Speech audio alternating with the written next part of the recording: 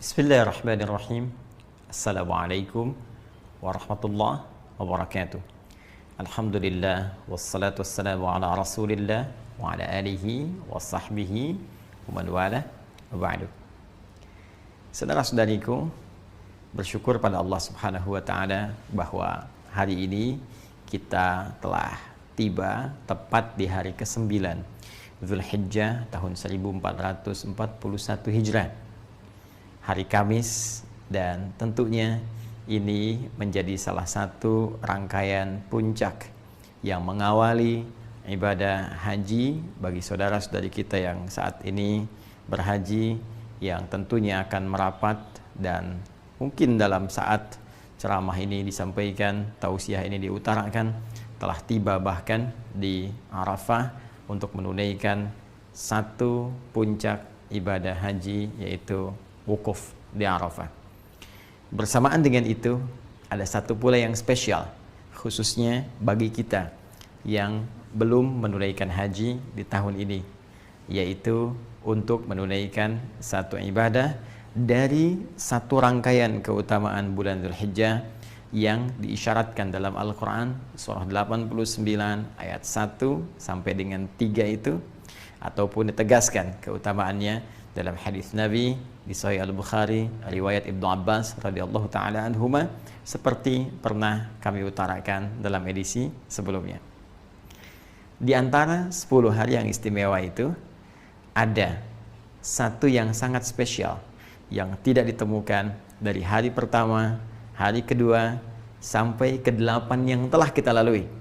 Tapi hari itu akan tiba tepat saat kita berada dalam program ini, saat kami sampaikan tausiah pada kesempatan kali ini, yaitu hari ke-9 di bulan Dzulhijjah, yang langsung narasinya disampaikan oleh Nabi SAW yang mengandung banyak keistimewaan dan kemuliaan. Nabi pernah memberikan informasi kepada kita semua sejak kurang lebih 14 abad yang lalu bahwa hari ini menjadi spesial dengan satu ibadah yang sangat spesifik yang disebut oleh beliau dengan siyam, menunaikan siyam, puasa yang ditunaikan sesuai dengan ketentuan syariat. Beliau mengatakan, siyamu yaumi arafata anni ahtasibu 'ala Allahi ay yukaffira al-madiyah wal baqiyah. Dalam riwayat lain, an yukaffira sanatal madiyah wal baqiyah. Sungguh puasa yang ditunaikan di hari yang bertepatan dengan momentum Arafah, aku berharap pahalanya di sisi Allah Subhanahu wa taala bisa menggugurkan dosa-dosa setahun berlalu dan menjaga dari perbuatan dosa setahun yang akan datang. Teman-teman sekalian, hari ini menjadi spesial dalam uraian hadis Nabi SAW karena tanggal 9 ini disebut oleh Rasulullah SAW bertepatan dengan momentum Arafah, saat para jemaah haji menunaikan prosesi wukuf sebagai rangkaian puncak haji yang ditunaikan dan menjadi inti dari penunaian ibadah haji dari sekian rukun yang harus kemudian diikuti.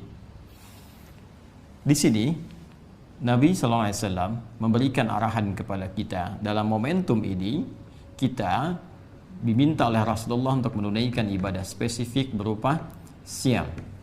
Tidak main-main, pahalanya bisa menggugurkan dosa setahun berlalu, dan perhatikan baik-baik cara kita memahaminya, bisa menjaga dari perbuatan dosa setahun yang akan datang. Masya Allah. Artinya dalam konteks penunaian puasa ini, kita bukan sekedar diminta oleh Rasulullah puasa secara fisik, menjaga tidak makan, menjaga tidak minum, tidak berhubungan seksual. Lebih daripada itu, karena puasa ini potensinya dengan izin Allah bisa menggugurkan dosa setahun berlalu. Karena itu cara mengisinya akan lebih baik jika kita iringi dengan mengevaluasi kesalahan-kesalahan yang pernah diperbuat oleh kita dan berpotensi dosa setidaknya setahun ke belakang. Jadi seperti orang wukuf saat di Arafah, mereka merenung, berkontemplasi, merenungkan kesalahan-kesalahan, mengakui dosa-dosa, sehingga dengan pengakuan itu dan komitmen untuk meninggalkannya akan merubah pribadi mereka lebih baik setelah selesai menunaikan rangkaian ibadah haji. Pulang, meninggalkan segala keburukan, menanggalkan seluruhnya, dan bertransformasi menjadi manusia yang lebih mulia. Pun demikian, orang yang belum punya kesempatan untuk berhaji, di tepat pada momentum yang sama, Nabi minta untuk menunaikan puasa dan mengisi puasa itu dengan kontemplasi, dengan renungan seperti orang wukuf yang berada di Arafah. Maka dia ingat dosa-dosanya, hubungan dia dengan Allah, hubungan dia dengan makhluk, dengan orang tua, dengan istri, dengan suami, dengan anak-anak, dengan tetangga, demikian seterusnya. Maka ia mencoba mendekati Allah Subhanahu wa taala, bercoba untuk bertobat, mengoreksi dosa-dosanya, sehingga dengan itu mendapat penerimaan terbaik di sisi Allah Subhanahu wa taala. Ciri orang yang diterima tobatnya, diterima koreksi dirinya, diterima perubahan dirinya ketika dia mendekat kepada Allah saat berpuasa ini, pun demikian dengan yang wukuf di Arafah, maka ciri yang paling spesifik saat tobatnya diterima, saat dosanya dihilangkan adalah terjaganya ia dari perbuatan dosa setelah amalan itu ditunaikan. Karena itu Nabi memberikan isyarat Allah akan berkenan mengampuni dosa setahun yang akan datang. Maksudnya adalah dia akan terjaga dari perbuatan dosa, sehingga tidak mudah anggota fisiknya untuk mengarah pada perbuatan maksiat. Karena berhasil puasanya di hari ini, maka ada penjagaan dari seluruh anggota tubuhnya. Matanya tidak mudah melihat perbuatan maksiat, telinganya tidak mudah mendengar yang salah, demikian lisannya tidak mudah bertutur yang keliru sampai ke ujung kakinya. Ada penjagaan setidaknya selama setahun ke depan. Kalau dibiasakan, maka tiap tahun akan terjaga, dan transformasinya akan melahirkan nilai-nilai kebaikan pada setiap sifat dan sikap yang terbawa dari aktivitas manusia yang paripurna ini.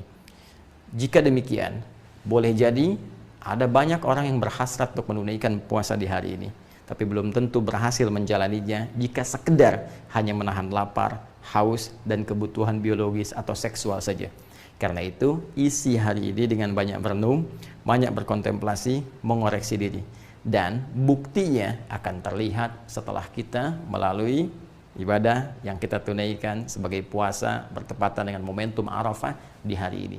Jika setelah puasa ini belum mampu kemudian lahir penjagaan-penjagaan tadi, ini menunjukkan ada yang kurang berhasil dalam puasa yang ditunaikan itu. Maka mari buktikan kepada Allah bahwa alhamdulillah kita diberi kesempatan tahun ini. Ini hanya datang setahun sekali. Ya, momentum perubahan, momentum taubat, momentum penerimaan hanya setahun sekali. Jika kita tidak dapat di tahun ini, kita harus tunggu tahun depan. Karena itu, mari kita berjuang, berikhtiar, dan membuktikan kepada Allah dengan kesungguhan kita bahwa semua yang diberikan kepada kita, kesempatan yang mulia ini, kita bisa maksimalkan dengan sebaik-baiknya. Yang terakhir, teman-teman sekalian, seperti orang yang wukuf di Arafah, punya potensi untuk banyak dikabulkan doanya. Karena itu, selain mereka beristighfar, mengoreksi diri, memperbaiki diri, juga semua orang wukuf seluruhnya 100% sudah otomatis akan memanjatkan doa kepada Allah, bermunajat dengan penuh kekhusyuan untuk memohon segala hajat kebaikan dunia dan akhirat. Pun demikian, hari ini momentumnya diserupakan oleh Nabi Shallallahu Alaihi Wasallam, esensinya dari segi esensi seperti orang wukuf di Arafah. Nabi bisa mengatakan puasa pada tanggal 9 Dzulhijjah, puasa di hari ke-9-nya. Tapi Nabi menegaskan siyam yaumi Arafata, puasa yang bertepatan dengan momentum Arafah, di hari saat orang wukuf di Arafah. Karena itu, seperti orang wukuf banyak berdoa kepada Allah, maka setidaknya kita pun isi hari ini dengan memohon, banyak berdoa kepada Allah, minta kebaikan-kebaikan. Wa minhum may yaqulu rabbana atina fid dunya hasanah wa fil akhirati hasanah wa qina adzabannar. Ini yang diajarkan doanya langsung oleh Al-Qur'an di surah kedua Al-Baqarah, itu di ayat ke-201. Dan di antara orang-orang itu manusia banyak yang meminta kepada Allah supaya diberikan kemuliaan dunia dan kebaikan akhirat.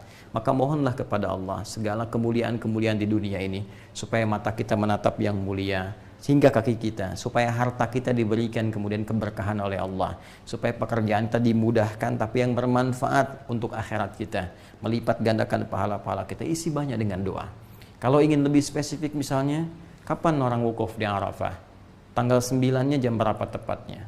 Pasti setelah matahari tergelincir, masuk waktu zuhur, mereka melakukan sholat, jamaah dengan asarnya. Setelah itu banyak beristighfar, berdoa. Jika kemudian kita konversikan, mungkin di sana masuk misalnya jam 1, taruhlah sudah tiba waktunya, maka tambahkan dengan 4 jam di sini, jatuhnya jam 5 atau 1 jam sebelum maghrib misalnya.